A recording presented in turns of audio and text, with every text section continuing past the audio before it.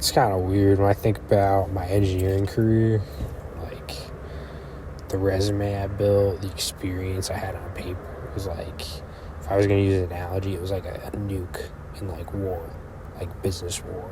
It was like the heaviest, best thing I could have possibly built over, from the beginning of college till like I was done working as an engineer. Honestly, like it was pretty diverse by the time I was done. A lot of different industries. It was heavy, but I was thinking about it, and like the way I performed, I feel like I always maybe underperformed from like my employer's perspective, what was on my resume, but like at the same time I feel like my full skill set was never used, so I was like discouraged because it wasn't my business also.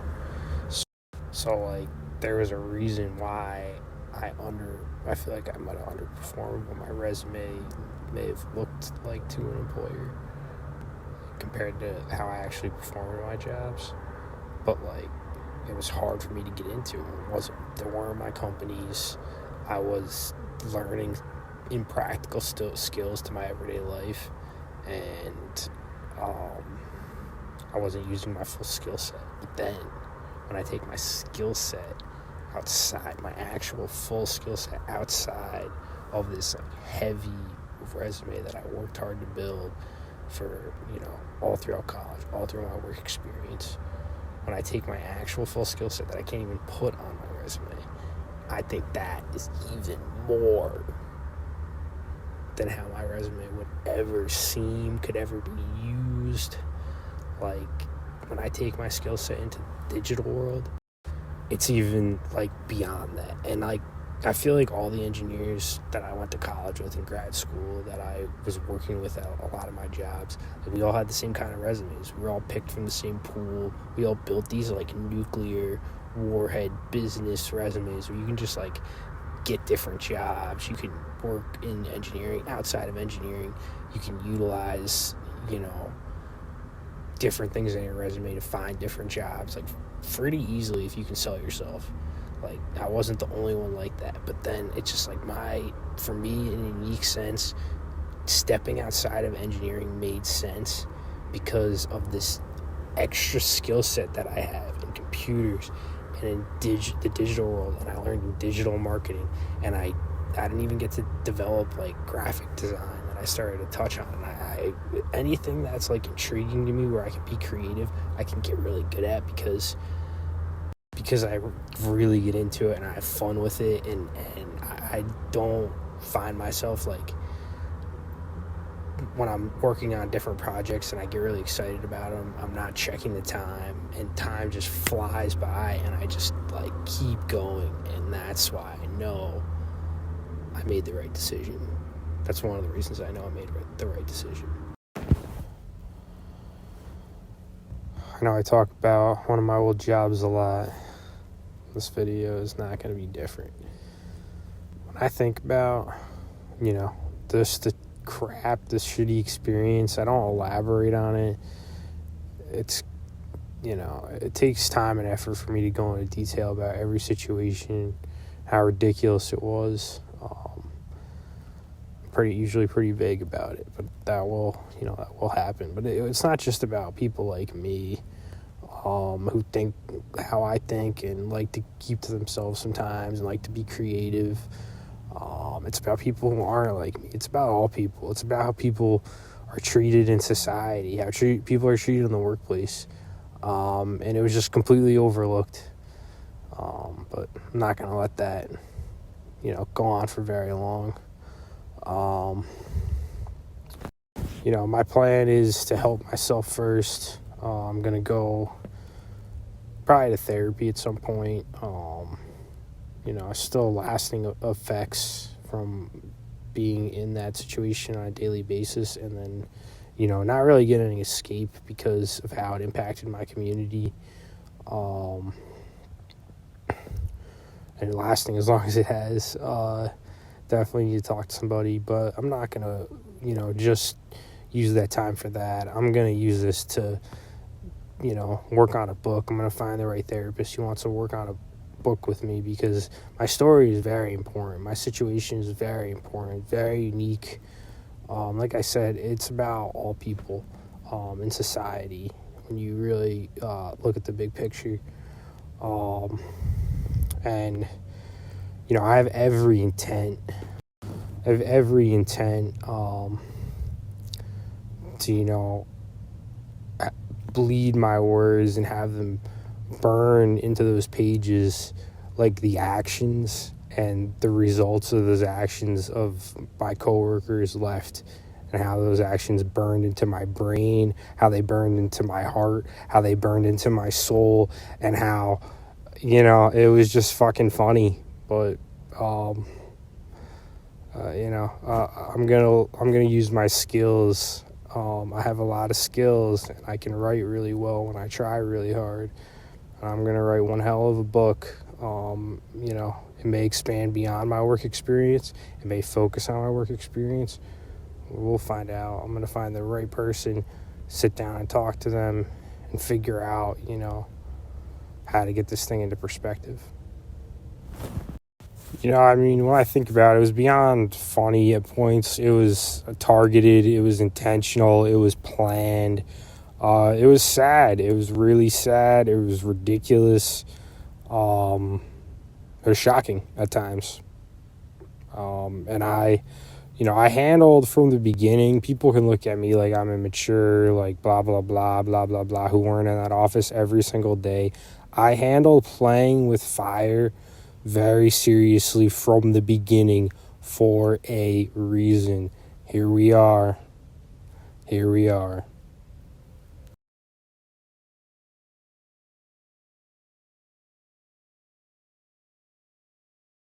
I've seen articles and videos like that in the past talking about your gut as your second brain because it dictates your emotions. The level of care you give your stomach and like what you put into it, puts you in a better mood, can put you in a worse mood. Your brain is constantly always communicating between, everything in your body, but your stomach and your brain are always communicating. So meditation of your stomach is even more important because not only is it just for your dietary health, but it's for your emotional health, your brain health. Your stomach takes care of the rest of your body. And what you put into your stomach takes care of the rest of your body. What you are is what you eat. And I don't have necessarily a good diet, but with a poor diet, it allows me to practice the skill of meditation. I also acknowledge that a younger version of, who I'm going to be compared to the rest of my life. Like, I'm not going to be this age forever is what I'm trying to say. And I probably can't do certain things. I won't be able to do certain things in the future unless technology changes that I can do now with my body. I can enjoy, a couple beers in the afternoon, and it's not going to, if I do certain things, if I drink water, if I take the proper vitamins, nutrients, if I meditate, it's not going to be as impactful on myself as if I'm 70 years old and I have a couple beers. So I take all of that into account in what I eat and why I eat what I eat. And like I said, it also enables me to practice a skill of meditation and build that skill. And like a good example, I think, of your brain, your stomach communicating, your diet level dictating your emotions and your mood, like what you put in your stomach communicating back to your brain and dictating your emotions and your mood. Those Snicker commercials, you're not you when you're hungry. That's a great example.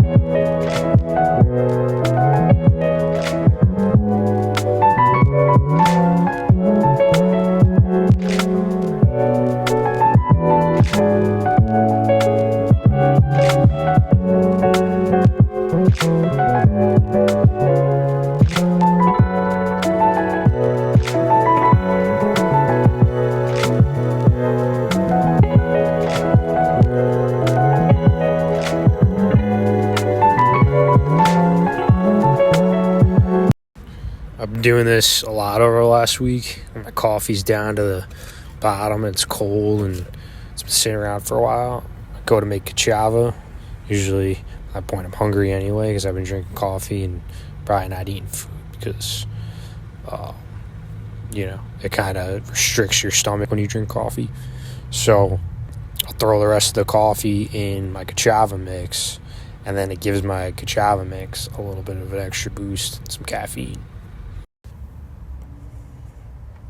Talk to a mobile mechanic to try to, see if I could not have to pay for a tow, what the cost difference would be between different mechanics and like mobile mechanic. And talking to him, my oil is really high and I put way too much oil in the other day. And it's a serious thing that I should try to take care of as soon as possible.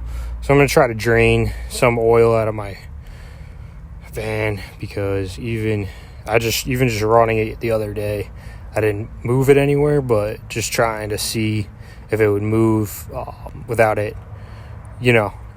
actually shifting out of gear, just running it with oil, that much oil in it can be very bad. So I'm going to try to drain a little bit and hopefully it's not a serious problem. But I definitely, the way the oil is, definitely don't want to put it on a flatbed and get it and move it too much and risk, oil spilling or overflowing or anything while it's trying to get on the flatbed, even if it won't actually, even if it's not capable of moving itself. So I'm going to drain some oil and hope for the best and try to learn as much as I can and so this doesn't happen again. I don't have a draining pan, but I took 2 water jugs and I cut them so they have larger openings. It should be enough to take out. I don't know. I'll try to work a quart at a time or something, or a couple quarts at a time. Something between like 4 and 6 quarts. So I put 6 in, but I don't know how much was in there before. So try to take it slow. Located the drain plug and I tried everything. I tried to ratchet the right size. I tried WD-40, loosen it up, try to hammer. Can't really get a good swing angle to hit the ratchet under there. It's tough. Not strong enough. That's another reason I need to go to the gym more and work out more. Could drain some oil. It's been sitting for a couple days. I don't see how it's going to make as much of a difference if it's just sitting and I don't turn the engine on an extra day. Just let the mechanic through the kitchen sink at it. Just let him do what he gets paid for. I don't get paid for that stuff. I just mess it up and then try to learn from it. But we'll see. Hopefully, I really just ran it. I pushed it around a little bit in this parking lot once I put too much oil in it, and then I ran it while I was sitting for like 30 minutes. Running it probably was like the worst that I did since I put too much oil in it, but hopefully just kind of run it in place for like 20 to 30 minutes. It didn't cause too many issues, and it seems like it's a lot bigger of an issue if you don't have oil and you have too much oil, what I'm reading online. But hopefully just drain the oil, no major issues from that, and then I think hopefully it's an electrical issue, maybe it was a cold battery issue. Beyond that, the excessive oil creates a pressure issue, so that could prevent it from shifting out of gear once I turn it on top of whatever electrical or whatever other issue happened before that made it stall out before I put too much oil in it. We'll see. Hopefully just not too many issues, too many expenses, and I can get back on the road with this thing. Find out most likely tomorrow. I'm just going to sit tight until then and I don't know, hope for the best.